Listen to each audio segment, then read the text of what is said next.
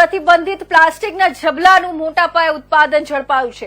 નગરપાલિકાના ચીફ ઓફિસરે સ્વચ્છતા નિરીક્ષણ દરમિયાન પ્રતિબંધિત પ્લાસ્ટિકના ઝબલાની હેરફેર કરતા એક ટ્રાન્સપોર્ટરને પકડ્યો હતો। તેની પાસેથી 1000 કિલો પાતળા પ્લાસ્ટિકનો જથ્થો મળી આવ્યો હતો। તપાસ દરમિયાન જાણવા મળ્યું હતું કે હાલોલ નગરમાં જ બે મોટી ફેક્ટરીઓ આ પ્રતિબંધિત પ્લાસ્ટિકના ઝબલાનું ઉત્પાદન કરી રહી છે। ચીફ ઓફિસરે તાત્કાલિક જીપીસીબી ગુજરાત પોલ્યુશન કંટ્રોલ બોર્ડના અધિકારીઓને બોલાવ્યા હતા। ટાઉન સ્ક્વેર મોલની સામે આવેલી બે ફેક્ટરીઓ પર સંયુક્ત દરોડા પાડવામાં આવ્યા હતા।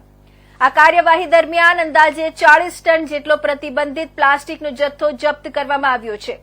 અગાઉ પણ આવી કાર્યવાહી કરવામાં આવી હતી, પરંતુ ફરી ઉત્પાદન શરૂ થઈ ગયું હતું। જી મેડમ, શું કાર્યવાહી કરવામાં આવી? આજે હાલોલની સ્વચ્છતાનું રિવ્યૂ જાતે ચાલતા કરવા માટે હું નીકળી હતી ત્યારે મને સૌથી પહેલાં તો નગરપાલિકાના નજીક બે ટ્રાન્સપોર્ટર મળ્યા, જેમાંથી માલ 1007 કિલો માલ જે છે પ્રતિબંધિત પ્લાસ્ટિકનો મળ્યો।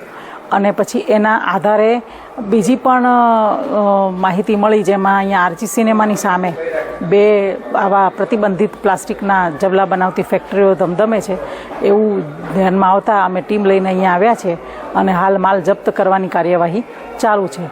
અંદાજિત અહીંયાથી 30 થી 40 ટન મટીરિયલ મળવાની સંભાવના છે। ચીફ ઓફિસર હિરલ ઠાકર, હાલોલ નગરપાલિકા।